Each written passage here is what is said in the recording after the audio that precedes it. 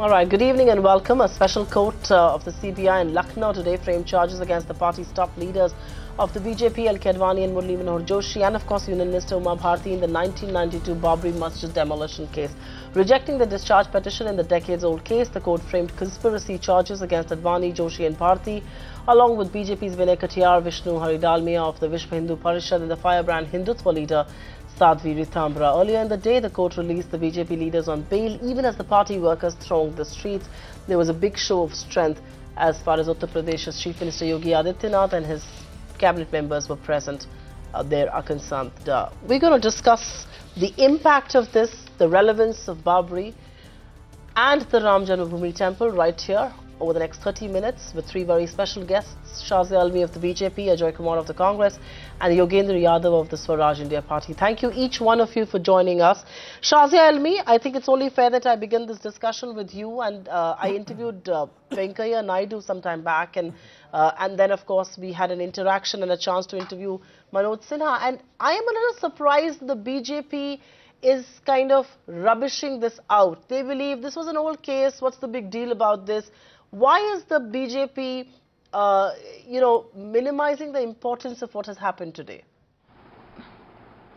No, in fact, that is not true at all. BJP is not minimizing it at all or trivializing it. I heard Uma Bharti ji spoke in the morning and saying that I surrender myself to the jurisdiction of court. I'm here to show respect and I stand by my statement, but I was not part and I did not know of any criminal conspiracy.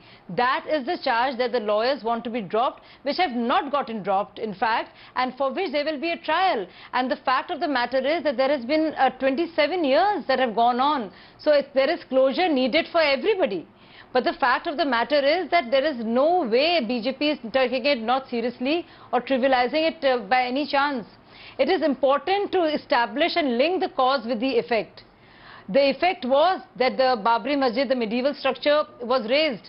But as you heard Subramaniam Swamy, as you heard even Acharya Vedanti say that it was actually a temple, and that's what they believe. I don't think there would be a conspiracy to raise a temple which is believed to be a temple by the people who are standing there, getting together, garnering support and mobilizing people for Ram Mandir. I think that what happened was a result of a collective action that took place, but there was no criminal conspiracy or intention to demolish any structure whatsoever, and that is what is being tried in the court today. Okay. All right. My intention is to really make it interactive between all three of you, Ajoy Kumar, Yogendra Yadav and Shazia Ilmi. So I'll take one more direct question with you, and then I'm going to take questions with each one of you, and then we'll have a talk amongst ourselves. Is the BJP then at this point in time worried about these charges that have been framed against some of its most senior leaders? Shazia? You know, there was a statement made by Advani ji on 7th of December 1992 when he said, "It's the saddest day of my life," which is there in public record. Everything, there has been substantial evidence. There was a Librhan commission. I myself tracked the story as a journalist, so I know a little something about it. All the depositions have been done.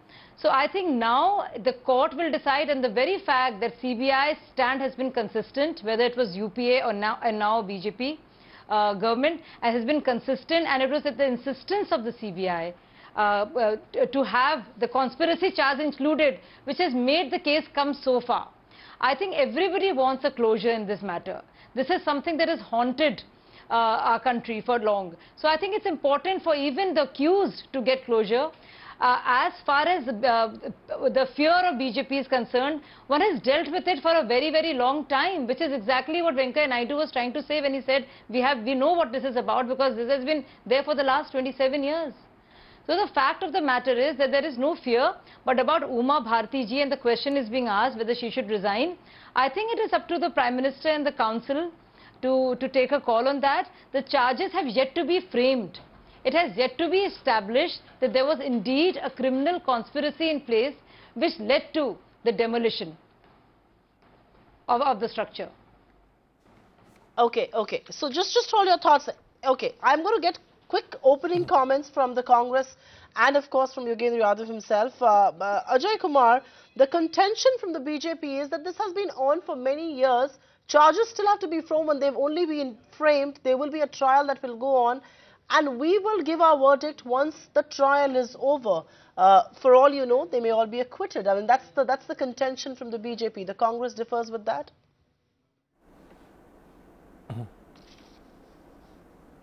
No, I just want to factually correct Shazia ji that the charges have been framed, and the Prime Minister in 2014 and after that has been continuously saying that we need to hold the highest standards of probity in public life.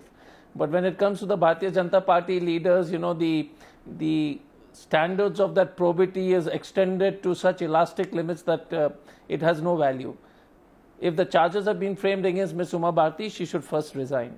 The other issue is that there has been over 180 adjournments in this case from 2013 itself. Out of that, CBI has asked for over 50 plus adjournments. Criminal conspiracy has not been established, is what I'm saying. The Supreme Court's Once Shazia, can I complete? Because I just request you, I'll just complete. I'm again saying that when you frame a charge, okay, but you are and then you... But they have not been framed yet of criminal conspiracy. Shazia, so I'll just I'm not misquoting at all. Going on. No, okay. So let me correct you for factually.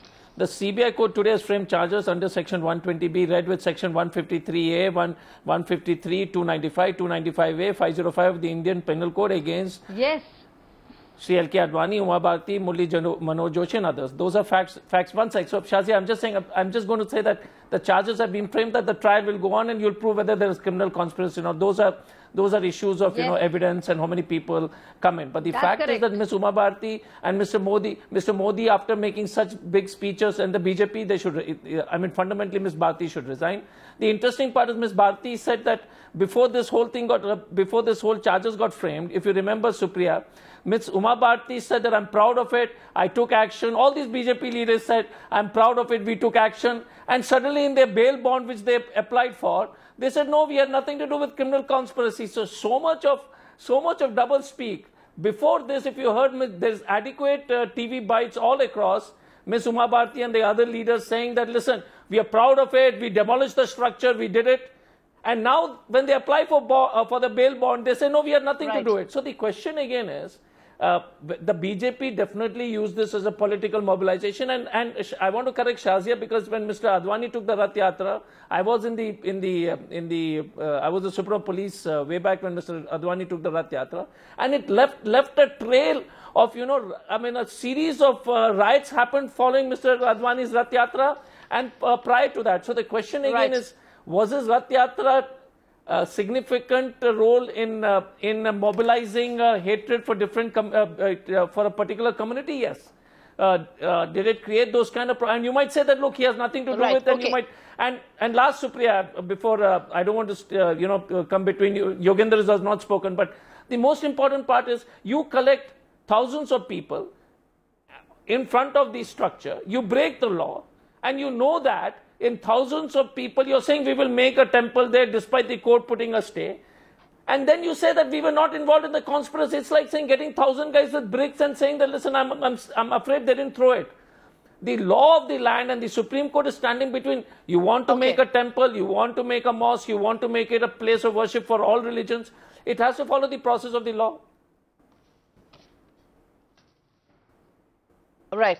Okay, Ajoy Kumar has made his opening remarks, and so has Shazia. Let me throw this to Yogendra Yadav, and instead of asking you an open-ended question on what does this mean and what does this not mean, the question today is criminal conspiracy charges have been levelled, which have been endorsed. You know, the action has been endorsed politically for perhaps political gains, and legally, of course, it's being denied because obviously these are criminal conspiracy charges that are coming in. Is that how you read it also, Mr. Yadav?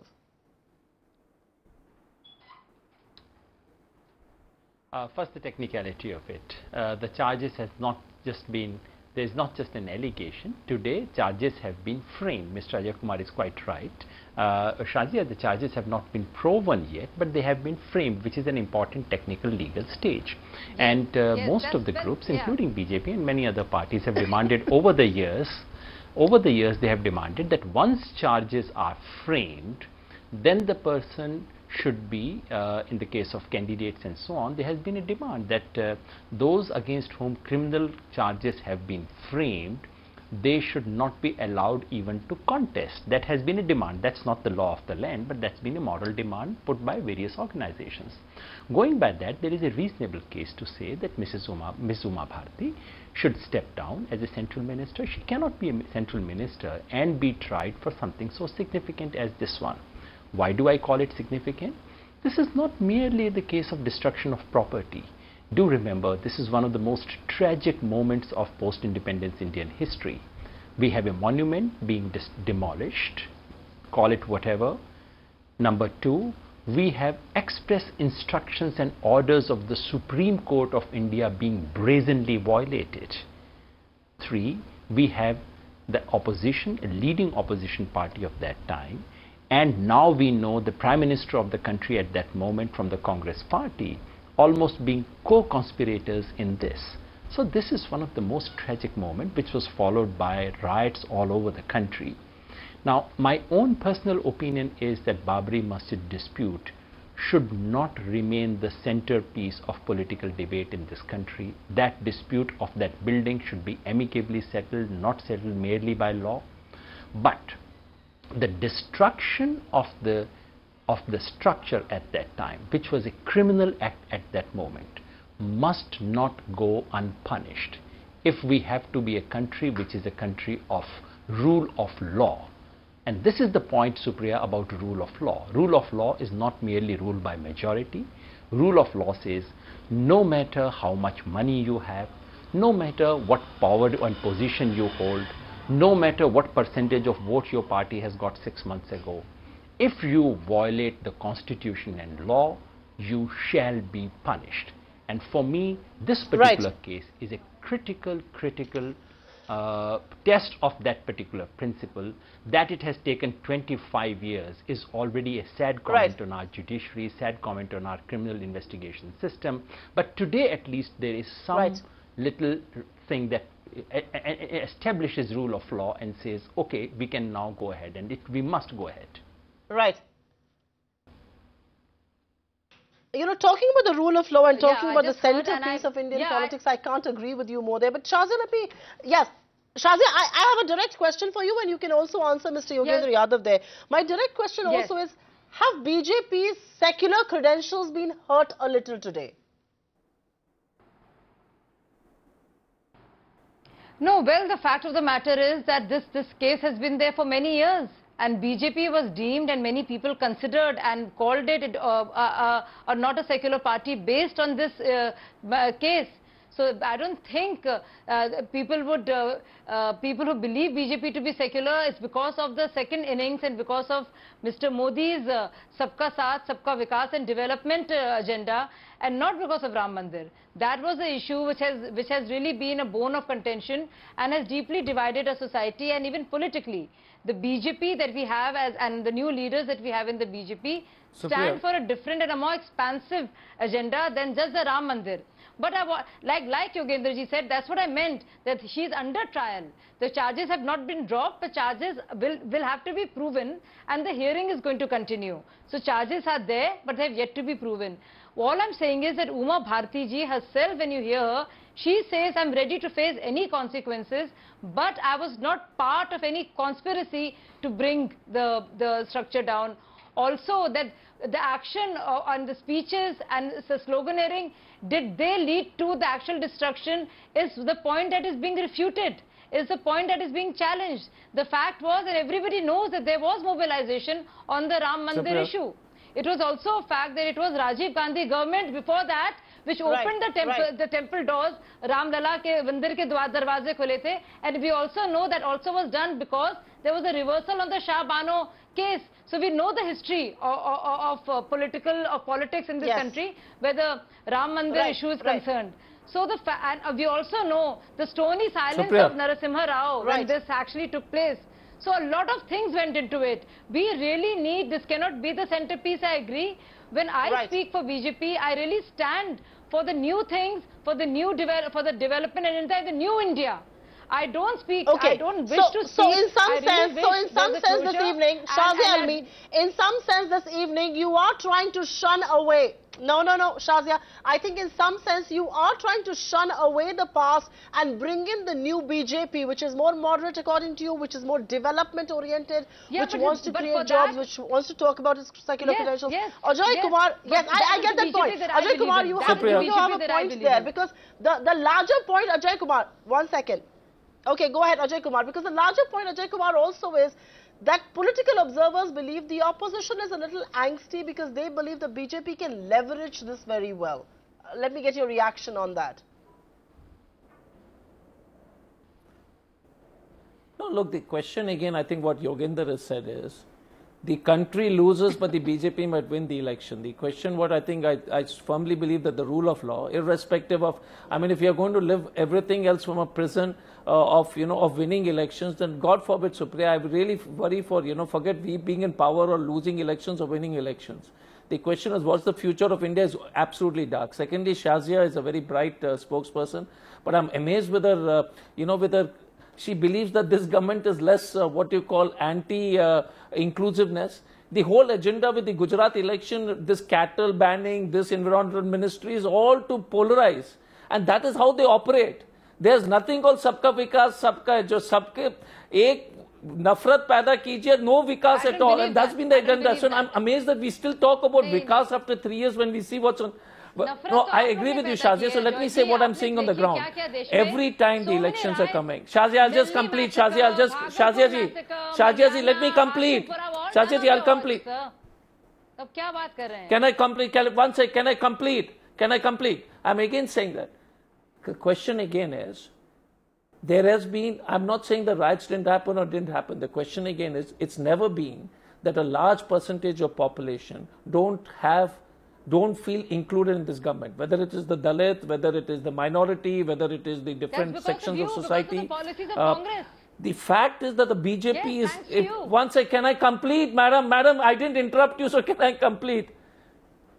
Shazia, either you speak or I'll speak. I really request you, let me complete. So the question again is, Supriya, is very simple. This government, and let's remove this mask of development. It's standard operating procedure now. For standard operating procedure before Gujarat, before Himachal Pradesh, before Karnataka, is to communalize. They'll do it, all their actions. And we will continuously, whether it is the intelligentsia or the certain sections of media, will continuously mollycoddle them, and hopefully, because we want to pretend that the truth is not ugly as it is, the truth is very ugly. That they are going to use all instruments to create this, whether it's in social media, whether it's in WhatsApp, whether it's in government policies. And so the gloves are off, the elections, and that's their agenda. Because on developmental front, they know they can't do. They've not done anything. They will not be able to do anything. And that's the whole story. Okay. I will...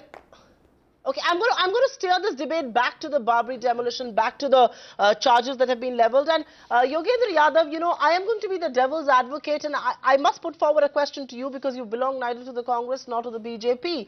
The BJP, for BJP, this is the Babri ghost that has come back to haunt them. Of course, there are political observers who believe that this is advantage BJP in the long run. But for the Congress, it's also a moment of reckoning for the Congress because, if it happened under the watchful eyes of Kalyan Singh as Chief Minister and the tallest leaders of the BJP, what about Narasimha Rao? He's as complicit because he was the Prime Minister. He could have also held things back.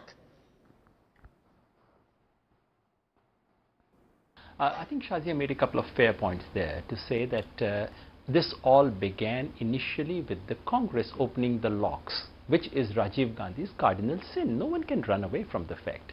And yes, the famous case of Shazia Bano also made a situation in which the entire communal situation took a turn for the worse. And of course, by now we know from historical evidence that Mr. Narasimha Rao was at least complacent, if not almost actively party to the demolition. So no one can take away the guilt of the Congress party, and in the mockery of secularism that Congress party had made then, which is leading to the situation that obtains today. But I was very disappointed in listening to the rest of what Shazia had to say, and this is what I'm afraid, my friend, happens when you join BJP. I really, there are things that, and I was hoping that at least on this question Shazia would say, well, I don't want to be party spokesperson, at least for today. Here is a case, Shazia, of open, blatant violation of every single norm of this country. These are the leaders who openly went on stage, openly incited people to demolish a building, and when that building gets demolished, these are the people who celebrate, who distribute sweets, who actually hold it as a great success. These are some of the people who had openly incited enmity between communities. All this is not just legal, technical crime. This is violation of every fundamental of the very idea of India. I really was hoping that you would not defend that. There are technical issues of whether that would be called a criminal conspiracy or not. Lawyers can fight for 10 years and this can happen. But the fact is that what we witnessed was one of the most tragic events in India. And that everyone responsible for that, and some of these leaders who have been caught today, these are people who were brazenly provoking people to do what happened. How can they get away with the responsibility? How can Uma Bharti ji today say that she was not party to that? These are people you were talking about this is not happening in quiet. Okay, this is not happening in four walls of a room. Supriya. Yes. Supriya. Yes, sir. Yes. If I We've got visuals all over to prove what happened on that very fateful day. I will give both of you a chance. Shazia, Ilmi, you take it first, and then I'm going to come to Ajoy Kumar. Okay, very quickly. Yogendra ji, you talked about the democratic ideals and the idea of India. Okay. So there has been a trial in Shazia, place. please go ahead. It has had 25 years of pendency. Post after which it is the CBI which actually took the matter up to the Supreme Court because one of the courts had dropped the charges and wanted the inclusion of criminal conspiracy. The trial is going late, but that's not no thanks to BJP, and earlier governments have not asked for it to be fast-tracked or to be speeded. As far as Uma Bharti is concerned, she is ready to accept charges, accept whatever is there, but there has been no closure on the issue because of rule of law. Things are going the way they are. They are the BJP stalwarts, but they are facing charges, and that is something that says about the political lack of political motivation of either BJP or the government. One is following that. It was, after all, L.K. Advani himself, when there was a Hawala charge against him on the Hawala laundering, he was the one who said that until the probe is undergoing, I will not take up office or position in the government. So I think the government will follow the highest standards of probity and constitutional morality. Shazia, that you say so. By that standard, by that standard, Shazia, Umaji should resign today. Please remember, Mr. L.K. Advani did not wait for the final verdict to come.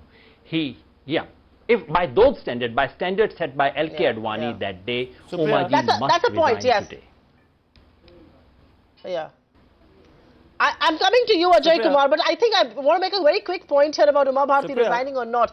Uma Bharti's resignation is one thing. I mean, Kalyan Singh cannot also hide behind the constitutional protection that he gets, and that's the other. Yes, Ajoy Kumar, go ahead and make your point. I've got the last 1.5 minutes on my show right now. Go ahead.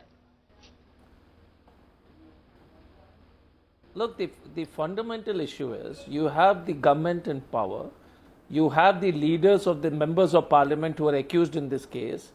Just before this, before the case got shifted to Lucknow, coming on the TV channel and saying, I did it, I'm happy, I will do it, and whatever it is. And that is where I think we all agree that when the Supreme Court had given a clear instruction, when they violated the law and they come on TV channels, they come and they are adequate bites, even you would have it. And now suddenly they change their tune when they see that the charges can be framed and they can get convicted.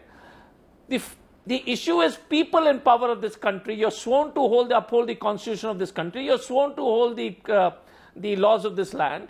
Are openly saying break it. And that's why you are having this, across this nation, this outbreak of lawlessness. And believe me, we keep thinking that this won't happen to us. We are slowly pushing the envelope and we believe that we won't become a Somalia or a Mogadishu. But when you have leaders of the government in power who are cabinet ministers and tall leaders saying, I broke the law, what can you do to me? On TV channels. Right. And Shazia is saying she never said it. She said it, and she said it, I believe, if I remember very correctly, a month back. She said it, and she blatantly said it. Right. So the question is, are we pushing towards Somalia and an ungovernable state? Yes, the leaders of this party definitely seem to be leading us that direction. No, we are not, and we've got courts to take care of some of what our politicians do. I'm sorry, I don't think we're pushing towards Somalia. I hope we never do. We've got courts that can sometimes take care of where our executive and our legislatures do go wrong. This could have been a fascinating discussion, but I'm sorry, I've really run out of time here. Thank you very much, Shazia, Ilmi, Yogendra, Yadav, and Ajoy Kumar for being with us on this edition.